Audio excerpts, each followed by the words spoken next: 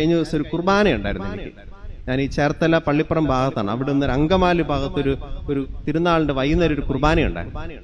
അതിങ്ങനെ ഞാനിങ്ങനെ ബൈക്കിനാണ് പോകുന്നത്. ബൈക്കിന് ഇങ്ങനെ പോണ സമയത്ത് ഷർട്ടും പാൻസും ഇട്ടാണ്ടാ പോണത്. ലോവ ബാഗിലാണ് വെച്ചിരിക്കുന്നത്. കാരണം പൊടിയൊക്കെ അടച്ച് വെള്ളമല്ല, പെട്ടെന്ന് അഴുക്കാവുമല്ലോ. അതുകൊണ്ട് അവിടെ എത്തിയിട്ടിടാന്ന് കരുതി ഒരല്പം സ്പീഡിലാണ് പോയിക്കൊണ്ടിരിക്കുക. കാരണം ലേറ്റായി. അങ്ങനെ സ്പീഡിൽ ഇങ്ങനെ പോണ സമയത്ത് പോകുന്ന ആ ഹൈവേയിൽ, നാഷണൽ ഹൈവേയിൽ ഇപ്പൊ ക്യാമറയൊക്കെ വെച്ചിട്ടുണ്ട്. പക്ഷെ കുറെ നാൾ മുമ്പ് ഇങ്ങനെ പോകുന്ന സമയത്ത് അരൂരൊക്കെ കഴിയാൻ നേരത്ത് പിന്നെ പ്ലെയിനായിട്ട് കിടക്കിയ റോഡ്. നമ്മളാണെങ്കിൽ ലേറ്റായി. അപ്പം ഇച്ചിരി സ്പീഡിൽ ഇങ്ങനെ പോയി ആ കുമ്പളം ഫെറി എല്ലാം കഴിഞ്ഞതിന് ശേഷം സ്പീഡിൽ ഇങ്ങനെ പോയി കുറച്ച് കഴിഞ്ഞപ്പോൾ 2 പോലീസുകാർ കൈകാട്ടി. രണ്ടുപേരിങ്ങനെ കൈകാട്ടിയിട്ട് നിർത്ത് സൈഡിലേക്ക് വാ എന്നൊക്കെ പറഞ്ഞു. തീർന്നു. നമുക്കറിയാമല്ലോ സ്പീഡ് കൂടി എൻ്റെ പൊക്കിയതാണ്. അവർ വിളിച്ച് സൈഡിലേക്ക് വരാൻ പറഞ്ഞു. ഒരു ഹിന്ദുവാണ് ഒരാൾ, കാരണം മലയ്ക്ക് പോകാൻ വേണ്ടി മാലയൊക്കെ ഇട്ടിട്ടുണ്ട്. അവരിങ്ങനെ വിളിച്ചിട്ട് പറഞ്ഞു സ്പീഡ് കൂടുതലാണ്, ഫൈൻ 2000 രൂപ കൊടുക്കാൻ.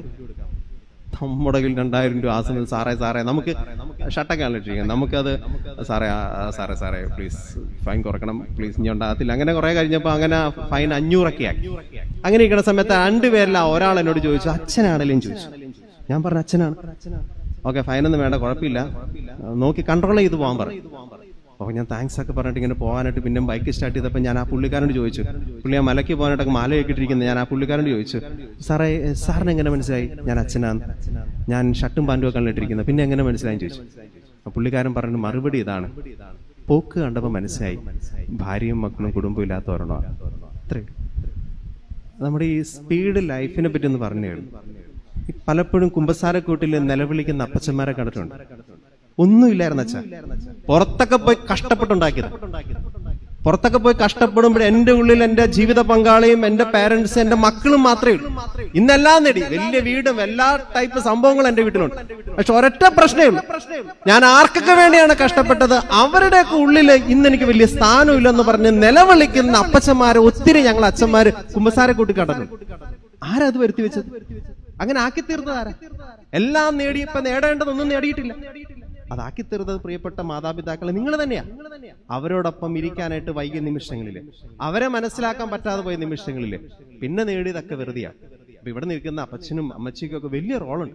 ഈ തലതൊട്ടപ്പനും ഒക്കെ റോൾ എന്ന് പറഞ്ഞാൽ നിങ്ങൾ ആർക്കൊക്കെയാണോ ഈ തലതൊട്ടപ്പനും അതുമല്ലെങ്കിൽ മാമൂദിസ് കൊടുക്കുന്ന സമയത്ത്, സ്ഥൈലപനം കൊടുക്കുന്ന സമയത്ത് ആ രീതിയിലുള്ള ആ കുദാശ നേടിയിട്ടുണ്ട്. നിങ്ങളും ചിന്തിച്ചു നോക്കണം. ഞാൻ ആരെയൊക്കെ വലിയ കാര്യമായിട്ട് ചിലപ്പോൾ ചില അലപ്പനോട്ടൊപ്പം പറയും ഞാൻ 5-6 പേരൊക്കെ തലതൊട്ടുണ്ട്. നിങ്ങളുടെ വലിയൊരു ഉത്തരവാദിത്വം ഉണ്ട് കേട്ടോ. ഈ മക്കളൊക്കെ ദൈവിക ചൈതന്യം തന്നെയാണോ വളർന്നു പോകുന്നത്? അപ്പൊ കൊച്ചുമക്കളെ ഞാൻ വേറൊന്നും പറയുന്നില്ല, ഇന്ന് പോകുന്ന ഒരു ചൈതന്യം ഉണ്ടല്ലോ, അത് നഷ്ടപ്പെടുത്തരുത്. വിശുദ്ധ ചാവറപ്പിതാവ് പറയുന്ന ഒരു കാര്യമുണ്ട്. ഞാനൊരു CMA അച്ഛനാണ്. ചാവറപ്പിതാവിന്റെ ഒരു വാക്കിതാണ്, മാമോദീസായില് പരിശുദ്ധ കുർബാനയില് ഞാൻ സ്വീകരിച്ച ദൈവവരപ്രസാദം മരണം വരെ ഞാൻ കളഞ്ഞു കുളിച്ചിട്ടില്ല. അങ്ങനെ പറയാനായിട്ട് നമുക്ക് പറ്റട്ടെ. ഈശോയോട് ചേർന്ന് കിടക്കണം. ചില സമയങ്ങളിലൊക്കെ ചില ബുദ്ധിമുട്ട് വരുമ്പോൾ വേറെ ഒന്നും ചെയ്യേണ്ട മക്കളെ, ഈ പള്ളി വന്നിരുന്നാൽ മതി. പ്രാർത്ഥിക്കാനൊന്നും പറ്റത്തില്ല.